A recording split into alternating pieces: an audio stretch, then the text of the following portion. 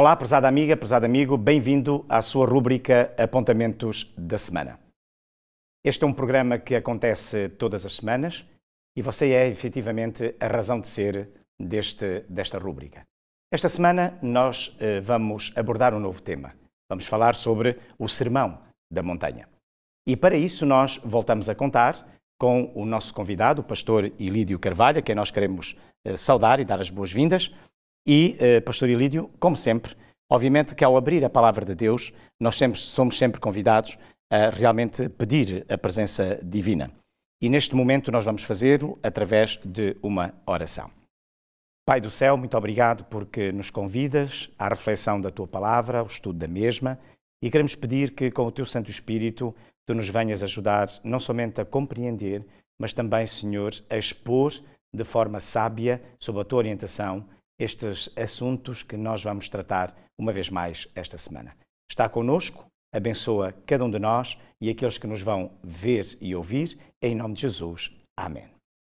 Muito bem, o Sermão da Montanha. Pastor Ilídio, o que é que, do seu ponto de vista, o que é que impressiona mais, de facto, no Sermão da Montanha? Isto é para já a minha primeira pergunta. E depois, uma segunda pergunta mais teológica, penso eu, portanto, haverá alguma oposição entre o que é dito no Sermão da Montanha e a lei?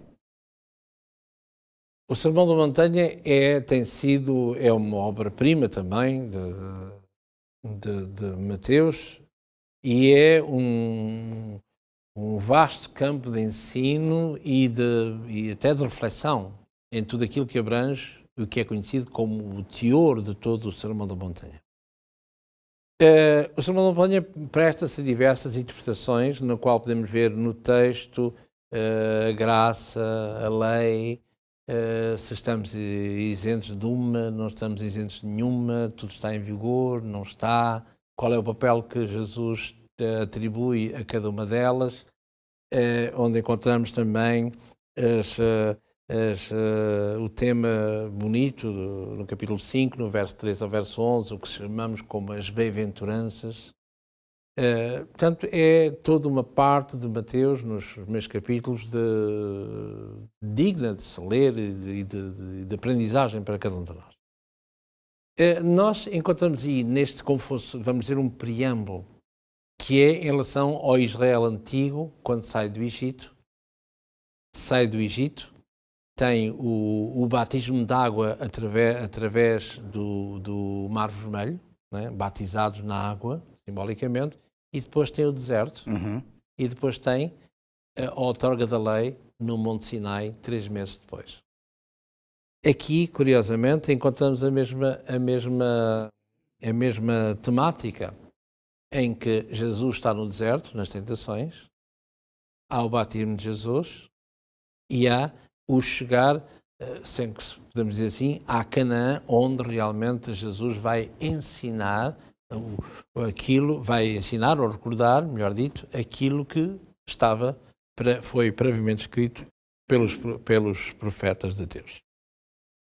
Ora, Jesus, quando olhamos aqui no Evangelho de Mateus, no capítulo 5 e no verso 1, onde começa propriamente o Sermão da Montanha, diz aqui que Jesus, vendo a multidão, subiu a um monte, assentou-se, aproximaram-se deles os discípulos, abriu a boca e começou a falar e ensinou.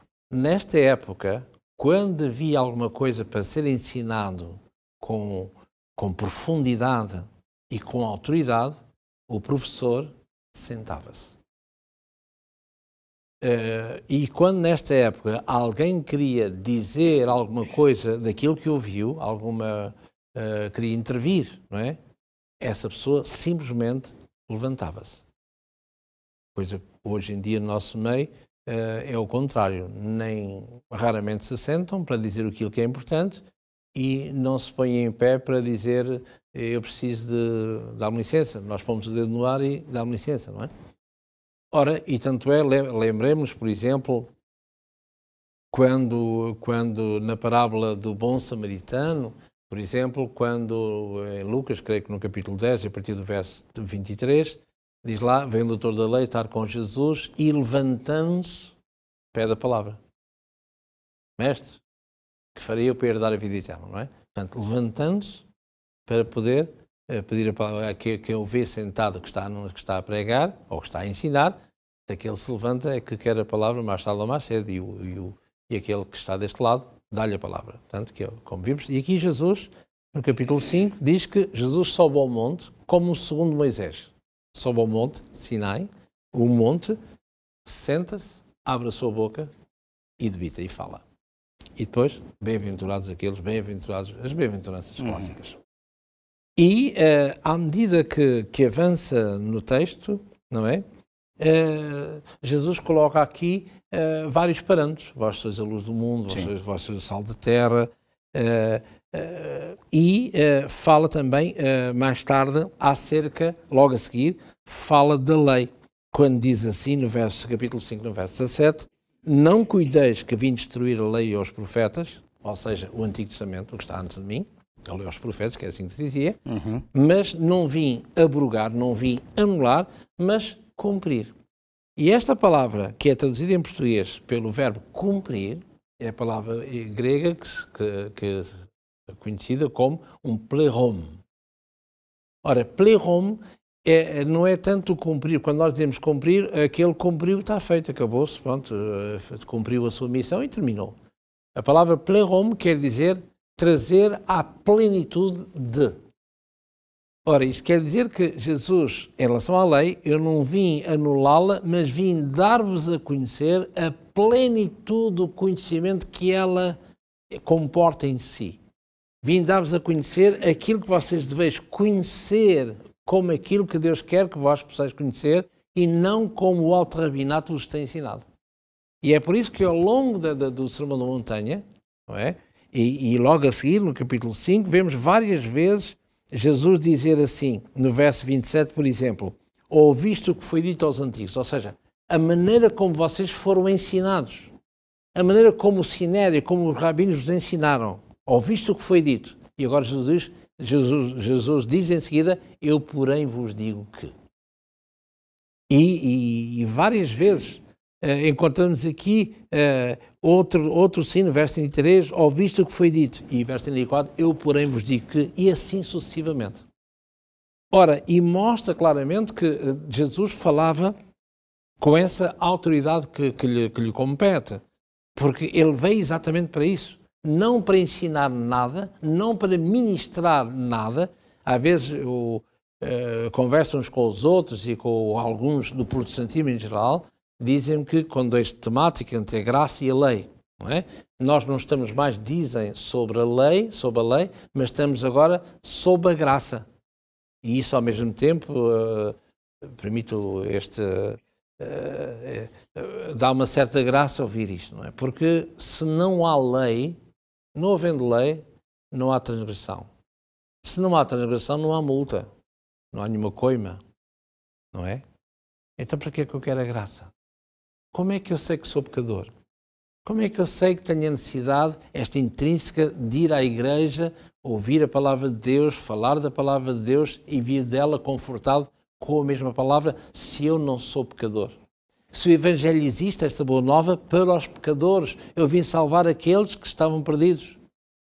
O apóstolo Paulo, Romanos, como já disseram nos programas anteriores, diz claramente, Romanos, no capítulo 3, no verso 23, todos pecaram. Mas se não há lei, como é que eu sei que sou pecador? Se não há lei, como é que o senhor polícia, o senhor agente da autoridade, diz o senhor está multado, não havendo lei? A graça serve para quê? É um contrassenso.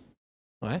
Portanto, e é isso que Jesus diz, eu não cuideis, não penseis que eu vim, acabou-se a lei. Não, a lei tem que existir. Já com lei sabe Deus, imagine sem lei, não é? Portanto, o que ele diz, eu vim trazer-vos ao máximo conhecimento da lei para que vocês possais limpar as vossas teias de aranha. Quando ele diz assim, aqui em Mateus, no capítulo 5 e no verso 43, diz assim, ouviste o que foi dito, amarás ao teu próximo e aborrecerás o teu inimigo. E depois ele diz, verso 44, eu porém vos digo que. Ora, quando ele diz, ouviste o que foi dito, amarás ao teu próximo e aborrecerás o teu inimigo. O que é que Jesus está a se referir aqui? Está a referir-se ao ensino anterior, rabínico, que se encontra exarado em Levítico 19, verso 18, em que amarás o teu próximo como a ti mesmo. Portanto, não há mandamento novo nenhum. Mas os rabinos o que é que ensinaram? Isto, Moisés quer dizer com isto o quê? Que tu, judeu, um próximo de ti, judeu, é um judeu como tu. Ao teu inimigo, aquele que não é judeu, seja nos dias de hoje, francês ou português ou espanhol ou italiano ou alemão, lá o que é, não é? Portanto, esses tu ama-los se achares que deves amar. Foram assim que eles foram ensinados. E a parábola do bom samaritano demonstra exatamente isso. Magistralmente Jesus coloca o dedo na ferida, como aqui. Ouviste o que foi dito? Nada disso. Deus não disse isso. O que vocês aprendem, o que ele disse é isto que eu vou dizer. Eu, porém, vos digo, verso 44, amai os vossos inimigos. Bendizei aqueles que vos maldizem.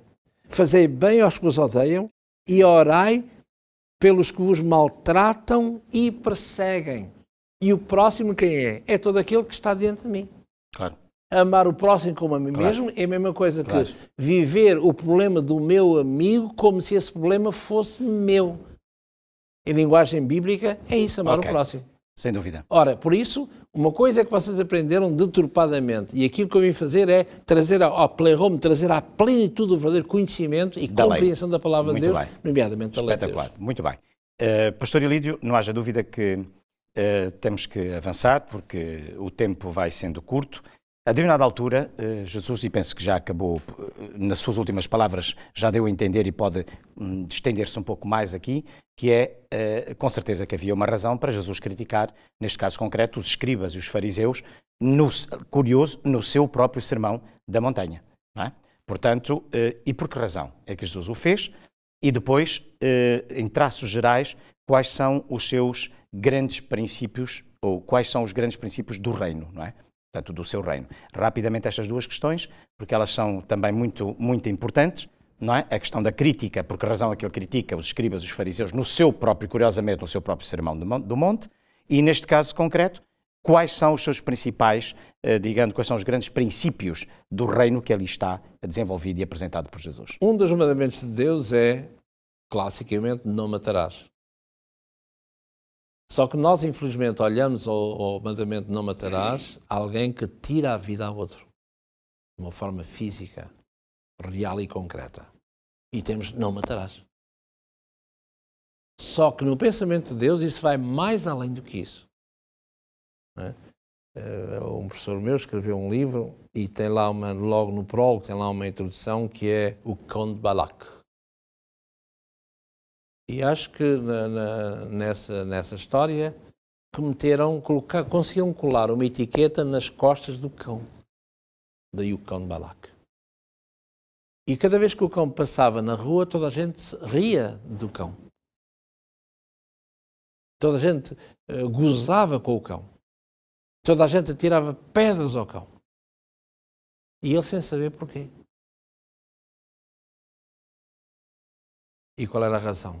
É que ele tinha colado nas costas uma etiqueta que dizia qualquer coisa que quem o visse não gostaria do que vê. Mas ele não sabia. Ora, quando nós criticamos o nosso próximo, quando nós enxovalhamos o nosso próximo, quando nós dizemos mal do nosso próximo, o que é que estamos a fazer? Aos olhos de Deus, estamos simplesmente a anulá-lo ou a matá-lo, toda a sua idoneidade. E não é só matar no sentido de acabar com a vida, de ceifar a vida. E, claro, isso era o que os escribas e os fariseus permanentemente e constantemente faziam, como é lógico. Por isso é que esta é a razão. Por isso é que Jesus fala, por exemplo, estamos em Mateus, embora um bocadinho mais à frente, no Evangelho de Mateus, no capítulo 23, Jesus diz perfeitamente, diz aqui no verso 2, eles dizem, na cadeia de Moisés estão sentados os escribas e os fariseus. Portanto, são duas castas do judaísmo, não é? Os escribas, os mais académicos, e os fariseus, aqueles que eram, como a palavra o diz, aqueles que eram colocados de lado, que eram os santos, aqueles que tinham já o céu por natureza. E diz aqui, no verso 3, observai, pois, e praticai tudo o que vos disserem, mas não procedais em conformidade com as suas obras, porque dizem, mas não praticam. E é por isso que Jesus sempre foi conhecido como aquele que falou com autoridade. Porque, apesar de eu dizer assim, mesmo na sinagoga e não só, portanto, ouviste o que foi dito aos antigos, não é assim, é isto o que Deus quer, é isto, a essência do que está escrito, é isto a compreensão. E nunca houve ninguém que dissesse, não é assim, quem és tu? Quem te fazes tu ser? Claro que no Evangelho de João encontramos às vezes, quem és tu ou quem te fazes tu ser, mas dizendo que ele é o Filho de Deus, é Deus com Deus. Daí devia ser, segundo a ótica, ser apedrejado como tal, porque está a blasfemar contra Deus, porque Deus é único, uno. Não é? E, ao passo que a nível exegético, o uno significa mais do que... Mas é interessante que Jesus, para além de... Ele não somente faz a crítica, evidentemente, ao comportamento do escriba e do fariseu, na verdade, mas ele ele critica, sim, mas ele diz, não, ok, mas atenção que os grandes princípios do reino são completamente diferentes. É, porque ele diz Jesus, não é? Vós fazeis tudo isso, não é? Mas negligenciais aquilo que é mais importante, que é, desde sempre, Jesus, o Pai, Deus e Yahvé sempre disse, sede santos como eu sou. E Deus não está a brincar às escondidas com o seu povo. Deus não está a pedir nada que o seu povo que esteja para além daquilo que o seu possa conseguir. Quando Deus diz, sede santos como eu sou, portanto, há todo um caminho a seguir que está ao nível do ser humano. É verdade que sim, mas o que Jesus quer reforçar no Sermão da Montanha com estes princípios do seu reino é ele dizer, aqui está, portanto, tenho aqui a minha lei, portanto, ele apresenta a lei de uma dimensão extraordinária e aqui estão, efetivamente, todos os princípios que são características do reino espiritual. Que é o convite. Que é o convite. À purificação. Exatamente. Convite à santidade. Exatamente. Convite, acima de tudo, à misericórdia. Exatamente. Deus não quer sacrifício, quer misericórdia. Exatamente. E essa misericórdia que Deus nunca teve no seu povo. Exatamente. Por isso é que, onde ele diz várias vezes, Jesus, não é? Ao longo do seu ministério terrestre, nunca vi tanta fé em Israel. Mas em quem? Em gente que não era naturalmente o povo de Deus, tido como tal. Como, por exemplo, o centurião romano, por exemplo, a mulher cananeia, como iremos falar nisso posteriormente, sim. Não é assim? Jesus elogia essas pessoas e diz, nunca vi tanta fé no meu povo como esta gente que não conhece Deus. Pastor Elídio, para terminar, o que é que o pastor diria a todas as pessoas que nos estão a ver e nos estão a ouvir sobre como é que nós devemos receber na nossa vida os ensinos de Jesus sobre o reino de Deus? Podemos resumir numa frase, nada neste mundo, por muito importante que possa ser, nada, mas mesmo nada, deve superpor-se àquilo que o Senhor tem preparado para aqueles que o amam e o temem. Nada. Por muito grande que seja neste mundo a perda disto ou daquilo, vou perder por Jesus ou vou perder, nada. Nada isso nos pode impedir para que possamos perder o mundo vindouro. Muito bem. Que é uma eternidade. Que é uma eternidade, exatamente. Ouvimos, eu ouvi, o meu amigo e a minha amiga ouviram com certeza. Pois bem, está no nosso lado, está na nossa capacidade de escolha de decisão, e, efetivamente, naquilo que Deus nos habilitou, com que nos habilitou, no nosso livre-arbítrio, tomar esta decisão. E, efetivamente, esta decisão está consigo e está comigo. Somos nós que podemos, exatamente aqui, fazer a diferença em relação àquilo que são as nossas prioridades e àquilo que é, efetivamente, a presença de Deus ou não na nossa vida. Eu espero que o meu amigo e a minha amiga, efetivamente, depois de ouvir o que ouviu, possa tomar a decisão mais sábia, a de colocar-se, efetivamente, no caminho que, obviamente, levará ao reino dos céus. E neste caminho, norteado sempre pelos princípios morais, repito, deste reino. E esses princípios morais Jesus ensinou-os no Sermão do Monte. Nada mais nada menos do que apresentar a lei de uma forma extraordinária, ok? Ouvistes que foi dito, eu porém vos digo. E foi este máximo, essa excelência que muitas vezes nós não somos capazes de constatar nem de contemplar. É para isso que Deus enviou o seu Santo Espírito para nos ajudar a entender e a viver. Que Deus o abençoe, a si e à sua família, e na próxima semana nós estaremos de novo exatamente na sua companhia para mais uma reflexão sobre um novo tema. Até lá, fique bem, fique com Deus e nós deixamos-lhe o nosso abraço.